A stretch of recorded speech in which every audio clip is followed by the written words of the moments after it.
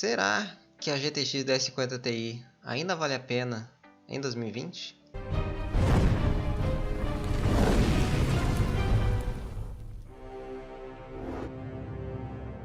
Fala galera, tudo certinho?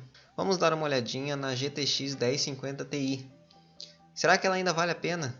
Vamos dar uma olhadinha no desempenho dela em jogos e ver se ainda vale a pena. Quem viu o meu vídeo, a primeira parte do meu setup, onde eu conto a história da montagem do meu PC, eu falo que antes de ter essa RTX 2060 que eu tenho hoje, eu tinha uma GTX 1050 Ti da Galaxy. Então eu fiz esse upgrade. Eu já gostava muito daquela placa, foi um bom custo-benefício. Durou cerca de 1 ano e meio, mais ou menos, que eu fiquei utilizando, fazia lives e jogava. Não era a melhor qualidade, principalmente quando você está fazendo live, dropa um pouco os FPS, então você tem que tentar balancear para tirar a melhor performance e deixar uma qualidade boa para fazer a live, mas ela entregava muito bem enquanto eu fazia a live.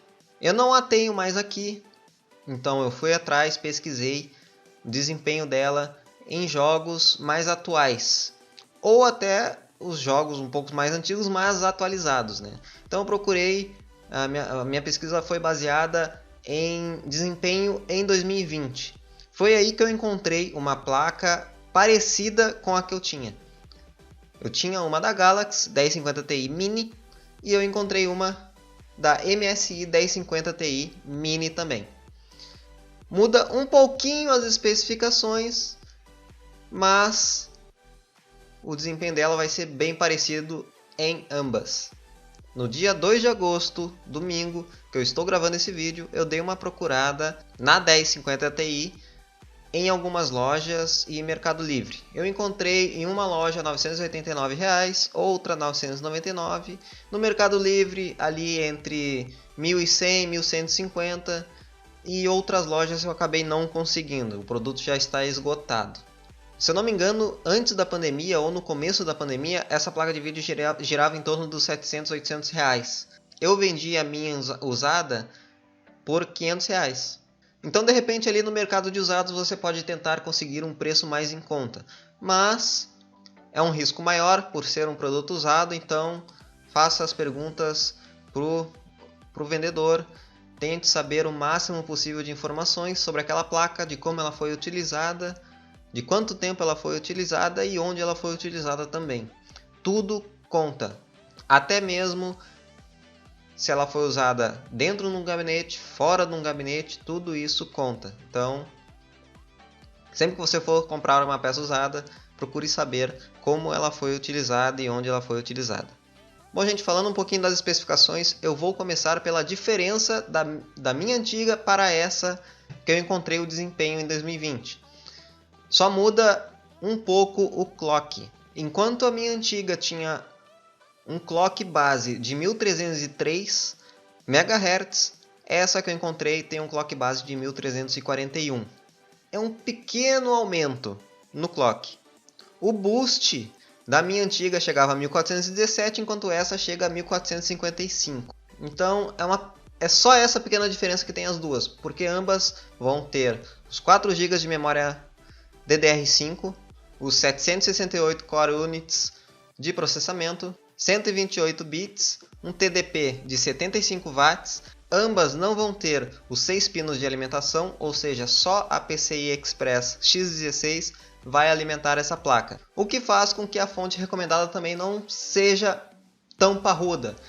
O que é recomendado é uma fonte de 300 watts. Lógico que depende de todo o seu conjunto, mas isso já é um diferencial. Ambas são compatíveis com DirectX 12, OpenGL 4.5. Os dois modelos também têm como entrada um HDMI 2.0, um DisplayPort 1.4 e um DVI. Ou seja, consegue usar 3 monitores simultaneamente. E agora vamos dar uma olhadinha em como é o desempenho dessa placa em alguns jogos que eu selecionei aqui. Como lembrado, gente, eu não tenho a placa de vídeo aqui, então eu retirei os benchmarks e estou colocando aqui em gráficos, como vocês vão ver agora. A bancada utilizada nesses benchmarks tem um Ryzen 5 3600, uma placa-mãe MSI B450 Tomahawk e 2 pentes de memória de 8 GB cada a 3000 MHz. Todos os jogos selecionados aqui vão estar em 1080p, ou seja, em Full HD, somente vai ser alterada a qualidade para entregar uma performance boa para se jogar. Então vamos lá, o primeiro jogo aqui é o Forza Horizon 4. Em 1080p, em uma qualidade média, ele conseguiu uma média de 63 FPS, enquanto o 1% low ficou em 29 FPS. Próximo jogo da lista, o Assassin's Creed Odyssey, também em Full HD, uma qualidade média, conseguiu uma média de 47 FPS e o 1% low em 41 FPS. Ficou bem estável nesse jogo. No Fortnite, com uma qualidade variando entre algumas coisas no médio, outras no high e outras no épico, conseguiu uma média de 78 FPS e no 1% low 12 FPS. Teve um pequeno drop de FPS quando estava aterrissando na cidade. Foi isso que causou essa instabilidade. No PUBG, numa qualidade low, conseguiu uma média de 74 FPS e 1% low de 51. No COD Warzone, numa qualidade normal, conseguiu uma média de 56 FPS e no 1% low ficou em 33. Em Control, que é um jogo bem pesado, na qualidade low, conseguiu uma média de 44 FPS e 1% low em 34. E por fim, a novidade da Riot Games, que eu particularmente jogo bastante, principalmente nas lives, o Valorant, numa qualidade high. E esse jogo ele promete rodar em PCs mais fracos, ou seja, nessa configuração ele deveria entregar uma performance boa. Ele atingiu uma média de 158 FPS e no 1% low 123 FPS. O que vocês acham? Vale a pena ter essa placa de vídeo?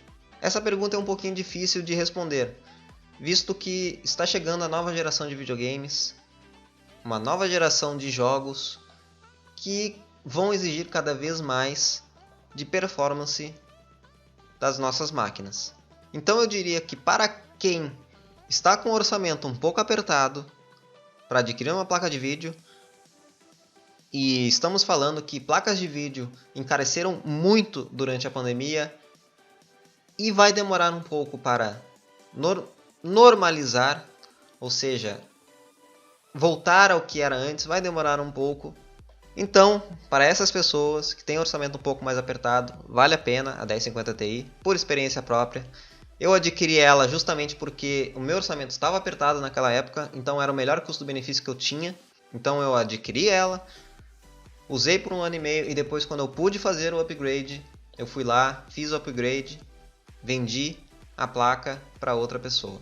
Todos esses jogos que a gente viu estavam na qualidade Full HD. Se você baixar a resolução, vai entregar mais performance. Consequentemente, você talvez consiga até melhorar a qualidade. De repente baixar para 900p e mudar um pouquinho, aumentar um pouquinho a qualidade, o jogo vai ficar mais bonito, você não vai perder tanta resolução assim. Então, muitas vezes eu utilizava a resolução 900p ou até mesmo a HD para poder jogar a qualidade mais alta. Então fica essa dica para quem não tem uma placa de vídeo tão parruda, para mudar a resolução e melhorar a qualidade para o jogo ficar mais bonito.